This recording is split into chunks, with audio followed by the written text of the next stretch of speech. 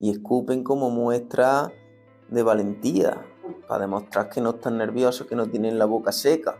¿Y qué quieres que escupa? No, tú no tienes saliva porque estás nerviosa. Los toreros que no están nerviosos escupen para eso, para demostrar que tienen saliva, que no tienen la boca seca, que no están nerviosos. Y eso no me lo digo. Eso que es así. Pero casi te digo. Así. ¿Está ya? Pero sí, Está grabando, ¿no? sí, claro. Ya está. En serio, me da mucha vergüenza. Bueno, pues el de hoy es un vídeo diferente. Estoy aquí con una persona muy especial que me va a hacer unas preguntas, una charla. No sé qué preguntas van a ser, pero bueno, si vienes viendo los vídeos de antes, pues ya te habrás dado cuenta que esto es cine sin cortes, o como la droga buena, pura droga, sin cortar. Así que pues ya hemos empezado, vamos a tener una charla y lo que salga bien, y espero que te sirva de ayuda, por supuesto. ¿Vale? Bueno, lo primero, ¿quién es César? La pregunta del millón. Claro, ¿quién es César? ¿El personaje No, o quién soy yo? ¿quién eres tú? Claro, ¿quién soy yo? Es que esa pregunta, pues, antes te lo hubiese contestado de otra forma, pero ahora, pues, yo soy, simplemente. Esa es la respuesta. Yo soy. Todo lo demás, pues, es un constructo que desde que naces tú te vas creando, es una personalidad, desde el nombre hasta la forma de hablar que adquieres de tus padres, todo, las costumbres. Si te fijas, no sé en qué parte, pero bueno, todos hemos visto los vídeos estos del ataúd, cuando se moría uno y le hacían una fiesta, los negros bailando. ¿Por qué hacen eso? Porque lo han visto, lo han mamado. Ya está, pero no es por nada en especial, es simplemente porque han nacido en ese punto geográfico del planeta. Es una máscara más, una capa más de esa personalidad que nos vamos creando. Entonces, ¿quién soy? La pregunta es buenísima porque no sé si algún día seré capaz de responderla con certeza, pero lo que a día de hoy intuyo, y después de estudiar y leer a personas que están más avanzadas en este camino, pues la respuesta es esa, es que yo soy, simplemente. Hay un ejercicio que siempre os pongo a todos, los que habéis pasado por mis clientes, y es que si tú te despertases ahora mismo en mitad de la calle y no recordase absolutamente nada, y viniese alguien y te preguntase, ¿tú quién eres? ¿Qué le dirías? ¿Qué le dirías? Yo soy. No tú porque ya lo sabes, pero normalmente siempre respondéis, pues no sé, o sí, algo así. Y no, la realidad es que le diría, yo soy, y te quedaría ahí porque no sabes más nada. Pues ya está, eso es lo que tú eres. Es que no eres más nada, tú eres. Todo lo demás es un agregado, pero la realidad es que tú eres esa conciencia de ser, punto. A partir de ahí tú puedes construir lo que quieras. Es como un personaje de un videojuego que tú te lo dan desnudo y tú empiezas a ponerle una vestimenta, un corte de pelo, incluso te dan la opción de ponerle un color de piel, la nariz, los ojos, y luego pues le vas creando que si una armadura, que si un coche, que si, yo que sé, una mascota. Pues esto es más o menos lo mismo.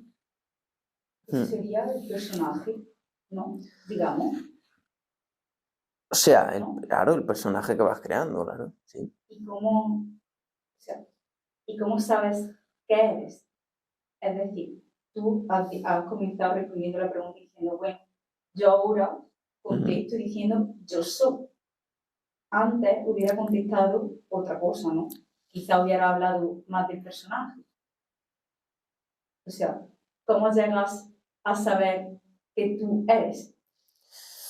Pues si lo supiera te lo diría, pero la realidad es que no lo sé, lo intuyo por lo que te he Bueno, dicho, pero realmente saber que yo soy, bueno, pues he tenido experiencias como las que cuento en la lista de email, en las que siento esa presencia, simplemente, ese ser, y ya está, y no eres más nada, y sientes que estás ahí, no necesitas nada más, y es como una sensación de plenitud, de amor, de paz, llámalo como quieras, pero eso es algo inexplicable. De hecho, yo no lo he vuelto a sentir nunca. Y no es nada parecido a lo que tú puedas experimentar en la vida normal, porque todos hemos experimentado esa sensación de paz o tranquilidad o bienestar, pero no se le parece, es otro nivel. Es como, sí, aquí puedes experimentar la paz, la tranquilidad, pero eso es otra cosa. Y yo tuve un destello, es como el caramelito que te ponen, es como, es una putada en verdad, porque ya sabes que existe, sabes que ya existe ese estado, pero yo desde entonces no he logrado sentir tal nivel de plenitud, de presencia y de falta de absoluta necesidad, pero de verdad, no lo que se habla de falta de necesidad, sino eso es real. Yo me hubiese quedado ahí eternamente. claro. Entonces, ¿cuál sería la diferencia entre una persona que la despierta en plena calle y no sabe dónde está y te despiertas tú? Tú serías capaz de responder yo soy, pero esa persona no podría responder yo soy, te respondería no sé. Bueno, sería capaz de responder yo soy, claro que sí. Lo mismo respondería yo soy. Tú entiendes o quieres creer que diría no sé porque no está en esa situación, pero quizá si tú estuvieras realmente en esa situación, entonces sí que diría yo soy, y te quedaría ahí, porque ya está, porque tú eres, porque podrás olvidar quién eres, podrás olvidar cómo eres, de dónde eres, pero nunca podrás olvidar que eres. Eso no lo puedes olvidar, porque tú eres. Sin embargo, nunca lo puedo olvidar, pero sí que se nos olvida. Sí, constantemente. Ujú. Constantemente por eso, porque te crees que eres el personaje que has creado, te crees que eres, en mi caso soy César, tengo tantos años, me gusta dibujar, lo que sea, he nacido en tal pueblo, mi carrera he estudiado esto, mi trabajo es esto, ya de hecho todo lo que pone detrás del yo soy lo atribuyes como tu identidad. A muchas personas le dices, ¿tú qué eres? ¿Tú quién eres? Yo soy mamá, o yo soy psicólogo, o yo soy... En realidad no eres eso. Tú te dedicas a eso, pero no eres eso. Porque si te identificas mucho con eso, imagínate que el día de mañana, por lo que sea, tienes que dejar ese trabajo o tienes algún problema con tu hijo o lo que sea, ya dejas de ser esa mamá o ese psicólogo y ese puede producir un conflicto fuerte, un choque fuerte de identidad, porque pierdes tu identidad, Te sientes perdido. te sientes totalmente perdido porque tú eras mamá, eras psicóloga, eras lo que sea, y de repente ya no. Entonces, ¿ahora quién soy? Soy. Claro, tú eres, pero hasta que llega a esa conclusión, pues pueden pasar ahí unos meses o años un poco chungos. Mm. Y el César personaje, Mm. ¿quién es? Parece ese personaje a un chico que nació en Porcuna, un pueblo de Jaén, en una familia, no me gusta decir humilde, porque se ha malinterpretado mucho esa palabra de humildad.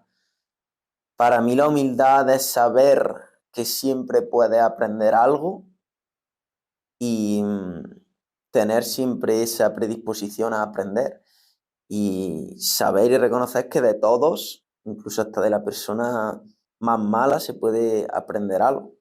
Ya está, simplemente esa es la humildad y con esa actitud de, vale, yo puedo ser el mejor futbolista, pero si voy a una clase de geopolítica, pues asumo que no tengo ni puta idea y me voy a sentar aquí y te voy a escuchar. Así yo sea el futbolista más famoso del mundo. Me siento y me escucho porque tú sabes de lo que estás hablando, yo aquí no tengo ni puta idea, sé quién sea. Esa es la humildad para mí. Entonces, sin irme mucho, una familia, para que te haga una idea, pues mi madre ama de casa, hacía las veces de costurera, y mi padre agricultor, que a veces ha trabajado también en la construcción, pero agricultor sin tierra, jornalero, y ya está. Nunca nos ha faltado absolutamente de nada, tampoco hemos tenido grandes lujos, pero muy bien. La verdad que tuve una infancia absolutamente maravillosa, la recuerdo con mucha alegría, porque siempre he tenido mucho amor, la verdad, porque soy el menor de 3 hermanos, bueno, 2 hermanas y yo. Entonces, pues me he criado, digamos, entre mujeres y siempre he sido el niño de la casa y he recibido mucho amor siempre. Luego también, que esto podíamos hablar luego, pero siempre se me ha dado muy bien generalmente todo. Me ha dado dibujar, de eso me di cuenta pronto. Pero bueno, creo que también luego fue una creencia porque en mi casa a nadie se le ha dado bien, entonces pues tú llegas con un dibujo regulero y ya te dicen, eres malo dibujando y tú ya te instalas esa creencia, entonces ya a raíz de ahí. Pero bueno, eso da para otro tema. Pero eso, generalmente siempre se me ha dado bien absolutamente todo, siempre sacaba sobresalientes, era el que mejor jugaba al fútbol, el que más corría, el más fuerte, con las niñas también iba bien, o sea, todo. Me apunté también a la banda de tambores, o sea, yo me acuerdo que me ponían los profesores siempre como ejemplo, porque había otros niños que a lo mejor se excusaban en mismo, que estaban en la banda de música y decían, pues es que tengo que ensayar, por eso no he hecho los deberes o cualquier cosa, o por eso no saco más notas. Y decían, no, porque aquí tienes a César que hace lo mismo que tú, y ahí lo tienes, y saca sobresaliente. Entonces siempre he tenido mucha facilidad para todo, para hacer amigos, para deshacerlos, para... No sé, una infancia... Es que no le podría poner ninguna pega, por supuesto que hubo cosas malas o buenas, según por donde la mires, pero yo qué sé, lo recuerdo como una infancia muy buena. ¿Y tu adolescencia? La adolescencia ya fue un poquito, no voy a decir mala, porque no fue mala, pero bueno, desde que entré al instituto, es cierto que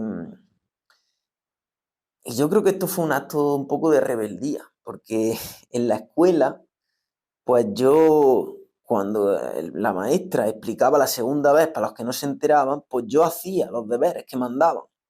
Entonces, yo recuerdo, y no se me olvida, terminar los deberes antes de que terminara la clase y dejar todos los libros ahí en el casillero. Y yo me llevaba el carrito, que por aquel entonces teníamos un carrito vacío para mi casa. Y ese era como mi incentivo de esforzarme, porque sabía que iba a llegar a mi casa, iba a comer y me iba a la calle. A mí me gustaba mucho jugar en la calle. Jugábamos al fútbol, a bote-bote, a lo que fuera, a lo que tocara, pero siempre me gustaba mucho estar en la calle. Y eso se rompió en el instituto.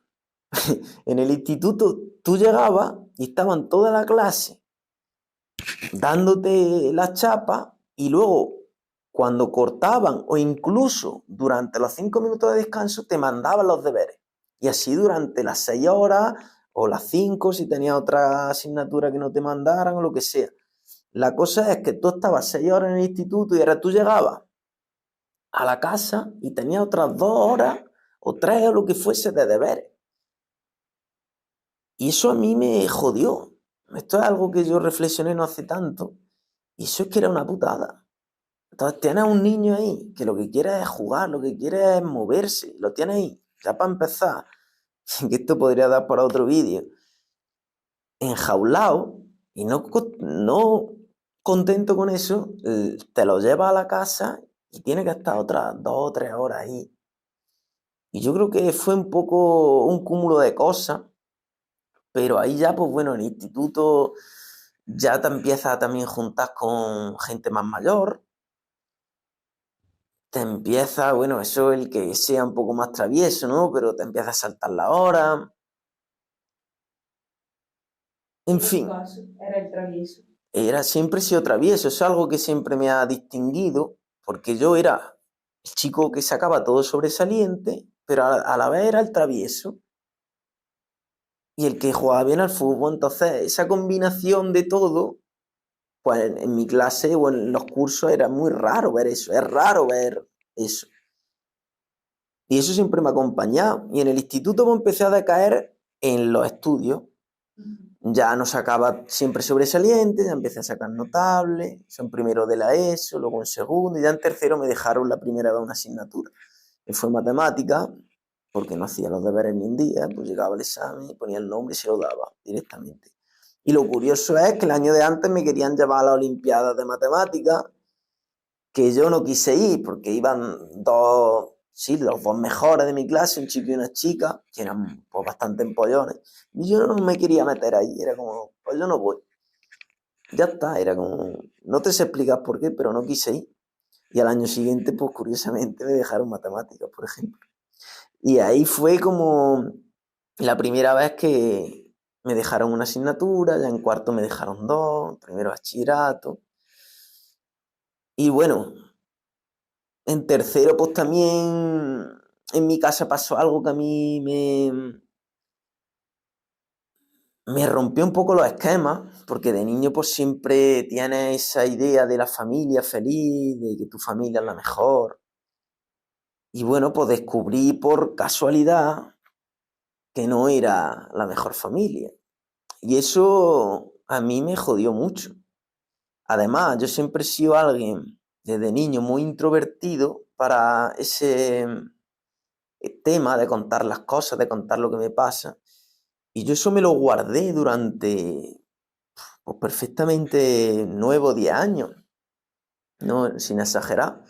Y eso es algo que siempre lo he tenido yo ahí dentro, hasta que ya lo saqué. Y una forma también de rebelarme, en este caso, contra mi padre, pues era también el dejar de ser ese chico ejemplar. Perdón.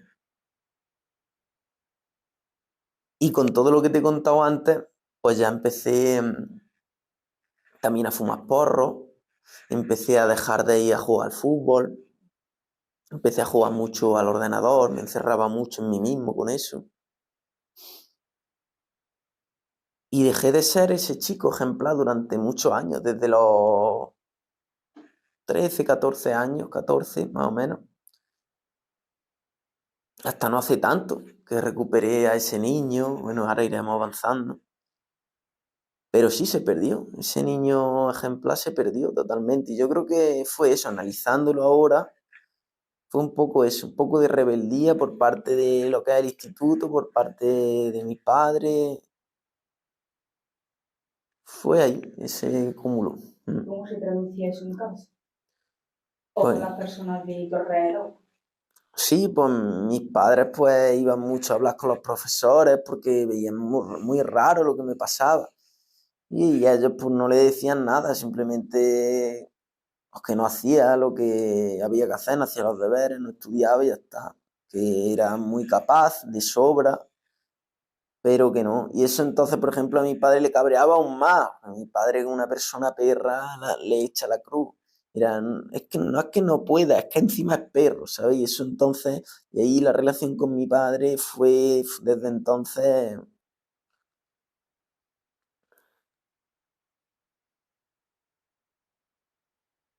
Así que bueno, por ahí, por ahí fue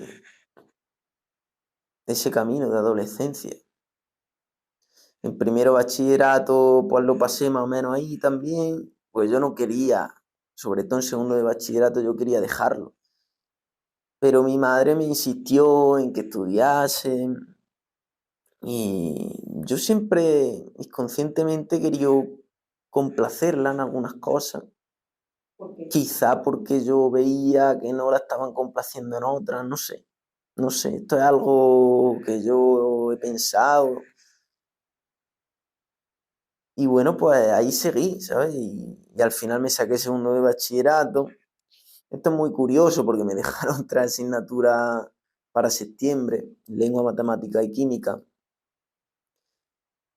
Y estudié lengua y matemática, pero química no estudié nada en todo el verano. O sea, me daba igual. Digo, si repito, pues repito. Estaba como en esa fase nihilista de la vida, me da igual.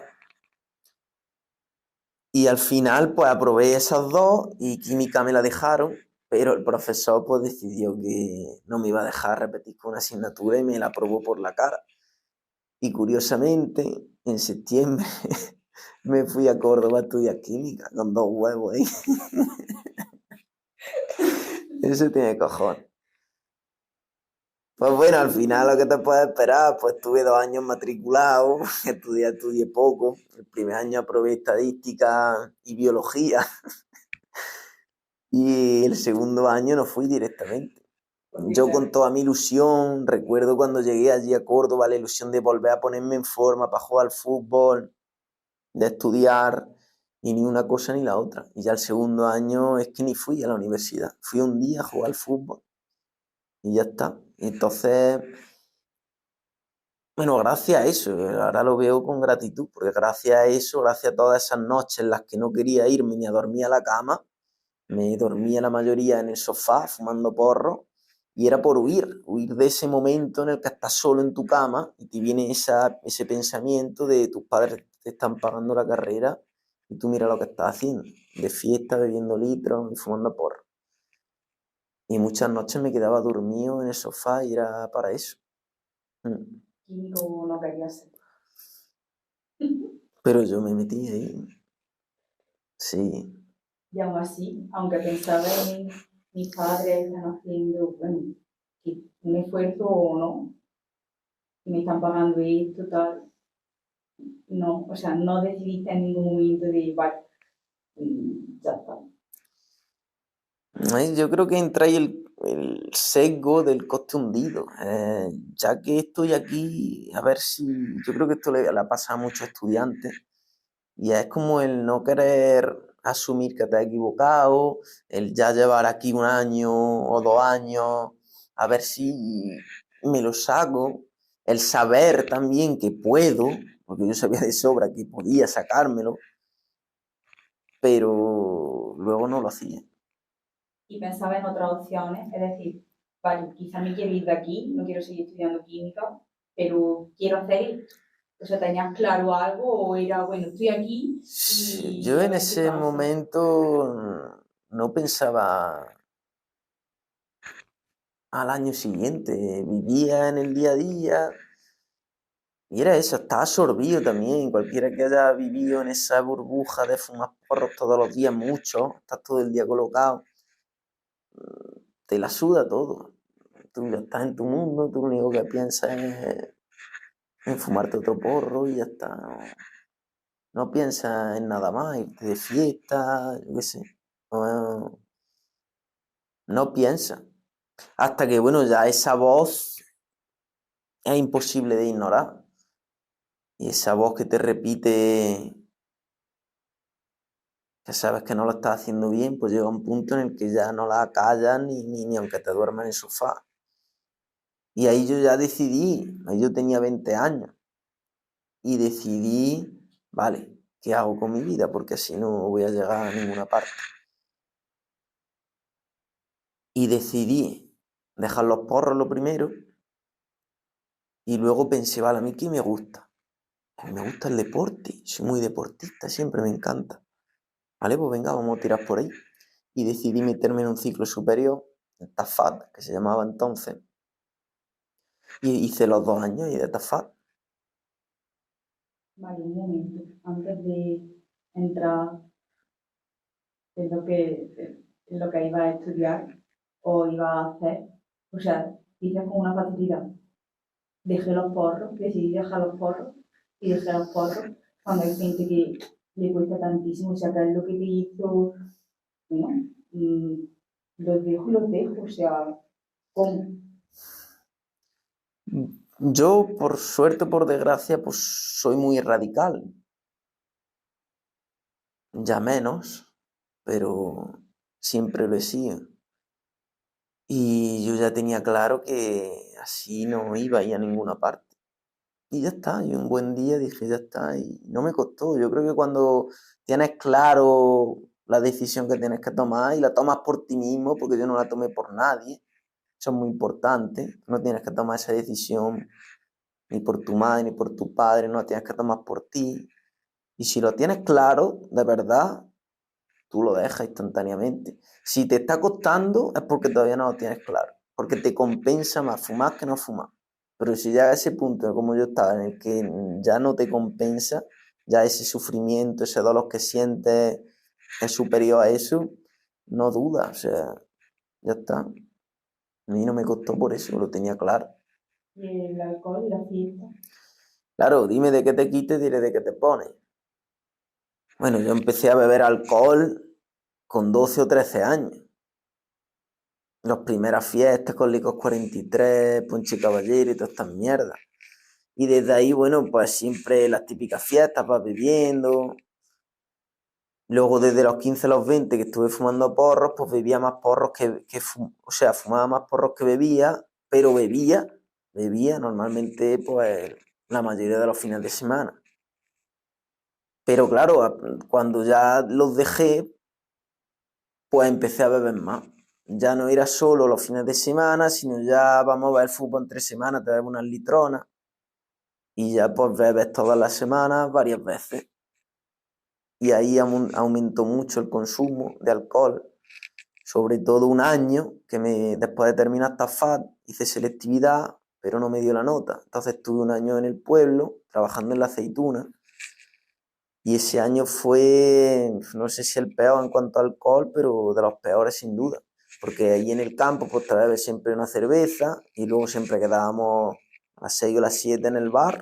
O sea, tú terminabas de trabajar a las 5, llegabas a tu casa, te duchabas, a las 6:30, 7 iba al bar y seguías con tu cerveza. Y era todos los días, sí. Llegaba al punto alcoholizado, todo el día alcoholizado. Y te tapaba. Pues buena pregunta. En ese momento, pues bueno, tapaba,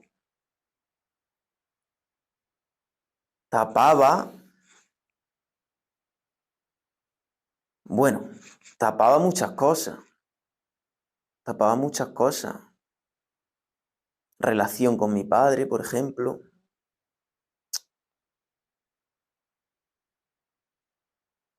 Y luego también yo estuve ahí muchos años, lo contrario de reconciliado con tu pasado, pues lo contrario como en conflicto ahí con mi pasado, porque yo pues siempre tenía esa idea como mucho, ese sueño de ser futbolista, pero luego sin embargo nunca lo he intentado. Ya con 13, 14 años empecé a dejar de ir a entrenar, pero sin embargo era algo como que yo soñaba con ser eso, pero sin embargo no va por ello. Quizá porque algo dentro de mí me decía que no iba a lograrlo nunca. Puede ser perfectamente. De hecho, si no lo decía, porque yo no iba a serlo. Ya está. Ahora lo tengo reconciliado y lo tengo claro. Y es que yo no iba para ser futbolista. Probablemente porque quizá no tenía más que la actitud, la mentalidad que tienes que tener para llegar a ese punto. Porque yo siempre he tenido un umbral de frustración muy bajo, me he frustrado muy pronto cuando las cosas no me salían, y esto viene pues que claro, desde niño pues siempre se me ha dado todo bien, y cuando eres más grande y las cosas pues se te complican, pues ese umbral de frustración pues lo tenía tan bajo que a la mínima me frustraba y decía esto es una mierda, no asumía la responsabilidad.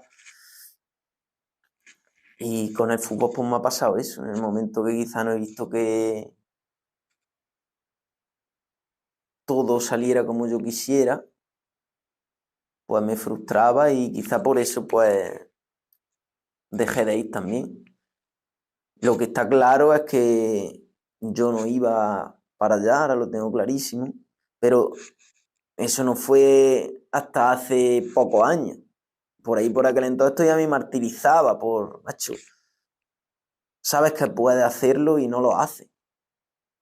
Y yo creo que eso también, porque yo recuerdo muchas borracheras de irme solo y hablar sobre eso, es decir, tío, que cobarde eres, que para un sueño que tienes o que has tenido y no lo has intentado ni siquiera lo has intentado. Te sentías cobarde. Sí, cobarde, culpable, vergüenza, todos esos sentimientos. Y solo tapas pues con la bebida. Insuficiente. Suficiente, claro, siempre. ¿Contigo o con quién? Sí, conmigo en primer lugar. Conmigo en primer lugar.